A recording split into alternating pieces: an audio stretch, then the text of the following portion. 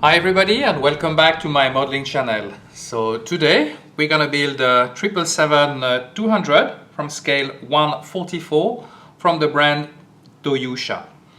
So let's open the box and see what we have inside. So initially we're gonna start with the fuselage, and this fuselage is in two halves. Interestingly, there will be some points. As you can see, there is some holes, and we're gonna have to basically add the plugs to be able to close our fuselage on the other part. But let's see what's coming next. So we're gonna see that the wings are also a little bit different than most of the other kits. The wings are in two parts, each of them, but they will be joined as well with the plug coming from that side, as you can see, and then it's gonna go through. So we will be able to delay basically gluing up the wings. The wings are a little bit, they are correct shape. It's the basic 777. Some parts are a little bit thick, but we'll be able to work this out a little bit later. Let's now have a look on the engines. So we have the opportunity to build all type of engines. I think you have the Pratt & Whitney and the General Electric engines. I'll have to get a closer look. That's the Pratt & Whitney, and the other one is here, and those are the General Electric. So unfortunately, I would say on that aircraft, the engines basically are a little bit out of shapes, as you know, you don't have all the core of the engines, so that would require some extra work, but I have something else for that I will show you in a moment. Now let's continue up, and we have our undercarriage on the last screw. I have to say that it's pretty basic. We also have the horizontal stabilizer, the wheels, and of course the little pins who's gonna allow us to get the fuselage together. So it seems to be a pretty basic kit, and now let's have a look on our decal sheet. So the decal sheet is also, I mean, there is nothing to complain about. I never work with the Doyusha's decals, so I don't really know how will be the result, but I'm planning to do another livery for that aircraft anyway. Now we're gonna move on to the... So this is our color sheet for the 777 of ANA. It's pretty basic, all in Japanese, a little bit of, you know, for the color guide you have some letters and colors, and then you have the letters in English, but for the rest it's a pretty basic kit. Now let's go on the instruction sheet. As you can see, the first page is give you the dimension of the aircraft actually, and not the model, as I can see, and it's in meter, interestingly. And then the basic instruction sheet is coming up. As you can see, there is not a lot of there is not too many details. That's it for the kit. So for this one, I will use some resin. I'm gonna use some resin engines from Contrail, and I will be really looking forward to use those. So as you can see, I will get a closer look. You can see the fan disc are a little bit more detailed than the basic one that I have on that model. And then there is another part, which basically going to be the core of the engine. So there will be a little bit of work, but those resin engines will give me probably a much better result than what I would have otherwise. So for this model, I'm gonna use some extra market decal from 26 Decal. I'm gonna use an African livery from Angola Airlines. I like the colorful livery, as you see in a lot of my former video. So I will do this one. But enough of talking, and let's start building. We're going to start this build by assembling the fuselage. So there was some part with the nose wheel weld, and then there is little pins basically that you have to plug all around the fuselage, and they will be able, and this is what will be giving you the opportunity to get your fuselage together. Then of course you have that big plug that's going to join, and that would be the attachment point for the wings. After that I put some modeling paste to the front, like that it's gonna avoid the aircraft to sit on its tail, and then we glue all the fuselage. So the fuselage was a little bit bended, maybe because it's an old kit or through the years or all the relocation, but for that what I did is I put some adhesive tape and keep it. Then I decided to I had some aftermarket resin engines, so that's the one I'm going to use for that models, because the engine were not as good as I was expecting to be, so especially for the fan. So I did some work on that. So originally you prepare the parts, there are going to be a lot of parts preparing time for those parts, and then we're going to use super glue to attach all the parts together. So I did also a break, and at that point it's time to glue the wings as well together, and for these I use some clamps as well to make sure that they are in the proper shape. And while they are drying, we're going to fill up all the gaps and also all the passenger windows and cockpit windows with putty. For this I used the regular Tamiya putty, the gray one, and then I was able to see there was some shapes remaining, and then on the fuselage itself, and then of course working out and closing all the gaps.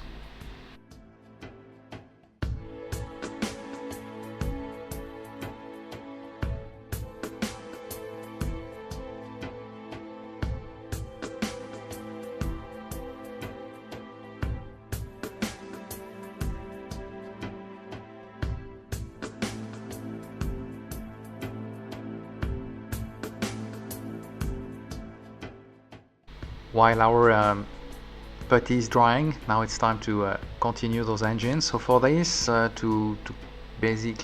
use super glue to glue all those resin parts together, as this is the best options I have for myself. And there was a little bit of fiddling, but after that, of course, we managed to get a pretty decent result. And then we're gonna close the gaps and the irregularity by adding some Tamiya putty, and of course we're gonna let it dry. So while this will be drying, now we're gonna start removing all the extra putty on the fuselage and the wings. And for this I use about a number 600 with the sandpaper, and I was managing to close all those gaps, but there will be, you will see later on, a little bit more of refilling and resanding down, but that it is it for the moment.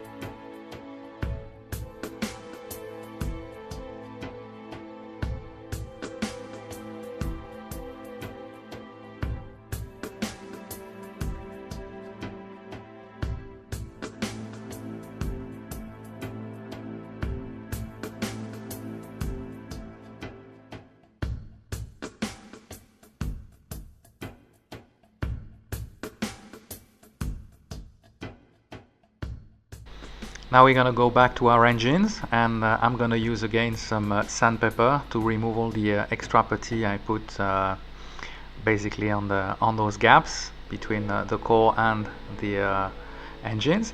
And of course I had to use some clamps to be able to do the proper shapes. As you can see, it was not an easy part because it was a quite irregular surface. After that, after sanding down, it's time to now to sand down basically the joint, I mean the junction between the wings and the fuselage, and of course rescribing the panel lines who have been removed while I put that extra putty. So initially I use a razor blade saw and then a rescribing tool to get the proper panel lines. After that, it's the time to start the final process of this aircraft. So we're going to paint the corrugator initially, and of course I have to do both wings, and for this I use a mix of metallic and grey. And then I'm going to paint also the engine intakes, and after that we're going to also fix those engines, try to adapt the shape basically, because the engines were not really getting well. So after that we're gonna paint the fan disc, and for that I use the regular black Tamiya paint, and it has to be, of course, as you can see, it's not an easy part, so you have to take a little bit of time and patience. After that I decided to put the masking tape on the corrugator to continue the part of preparing the paint. And then we did I painted all the fan blades and then the leading edge of those fan blades with a metallic color, and then after that we'll do some more masking, and of course there will be a rescribing. Now we're going to rescribe the engine panel, so there is the engine lip basically, and of course the covers. So we're going to use that razor blade saw as I normally use, and then later on I'll use also a rescribing tool.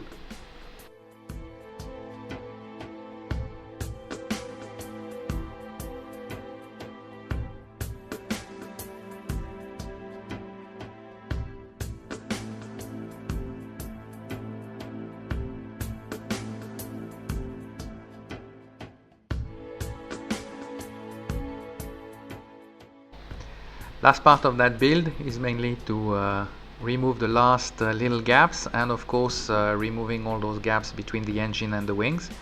And after that we'll have to sand down all the process. Then we're gonna start really the paint job of the aircraft.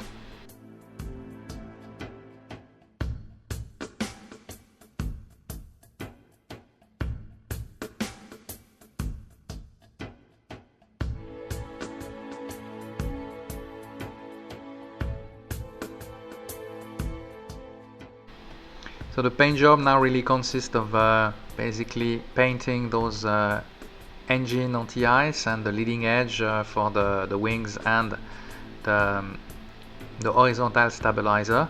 And for this I use the regular metallic paint from Tamiya. After that we're gonna start painting and the wings, the horizontal stabilizer and the underbelly with a light gray. And that light gray is made of white and another light gray. So I try to find and adjust the proper color for that aircraft.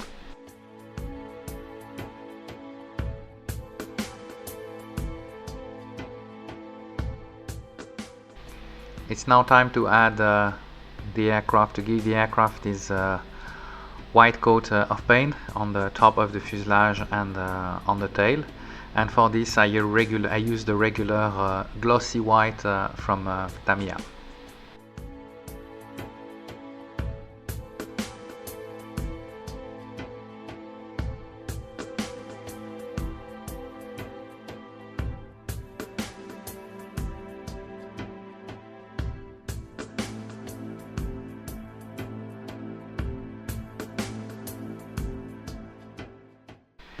Once the airplane is almost finished, now we're gonna paint the engines, the exhaust basically, and for this I use the regular metallic from Tamiya, and then later on I will use some enamel dark iron, and this will allow me basically to give that realistic touch and those different variant of color on that on those engines. After that, we're gonna, while the paint is drying, we're gonna start painting all our wheels and getting the undercarriage ready. And for this, I keep those wheels basically on the sprue. Now we're gonna start the decaling process, and I have to say that for this model it was quite challenging. The decal were very good quality. I have to say they were soft enough, but as you can see, they are big areas and they are irregular as well. So there was a little bit of cutting, filling, adjusting, reshaping, and also using a lot of those micro solution, or those decal solution. Especially I had a big challenge because I had tried to do some I was trying to replicate the curve on the nose, and it was not matching. I used the decal as a template, but it didn't work out as the surface was irregular, and so I had to trim again the decal to get the proper shape. But you will see that a little bit later. And for this, it needed a little bit of a little bit of dexterity and adjusting, but the result come out very nicely. So I was quite happy about that.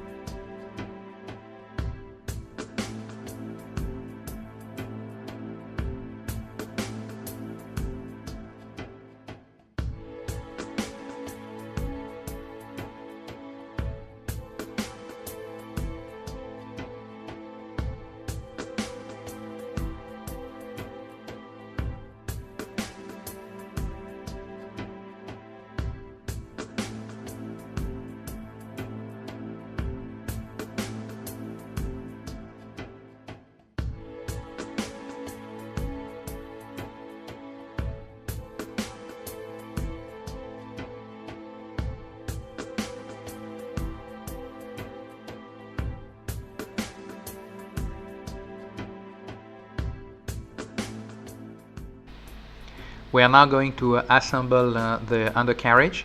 So initially what I did is I prepared the leg basically itself, then I painted of course the carbon brake with that iron, metallic iron, and then we prepare the gears. So I use for that the regular glue, and what I did after that, I put all that little cuts, I put them on top, and then I was able to cover them with some paint.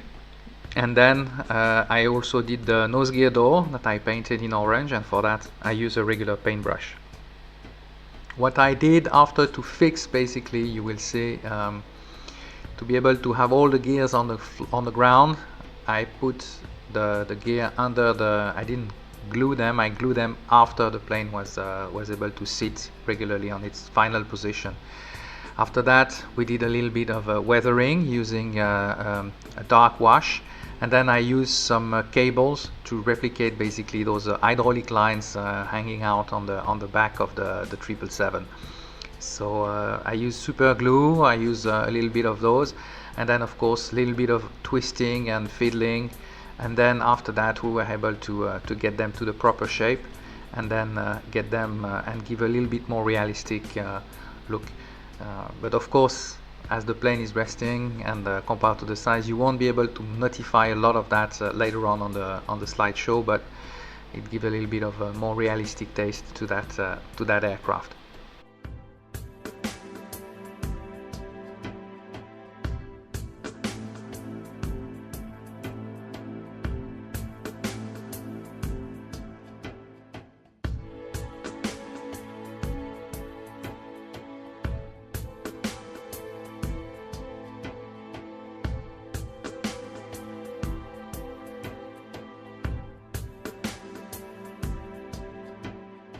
And this is the final result of that 777-200 from Angola Airlines, made by Doyusha. I hope you enjoyed that build with me. I have to say that it's not my favorite models, but the result came out pretty decent, and I hope you enjoyed that build with me. If you did so, please give me a thumbs up or subscribe to my YouTube channel if you haven't done it yet, and I will see you soon for another build video. Thank you for watching.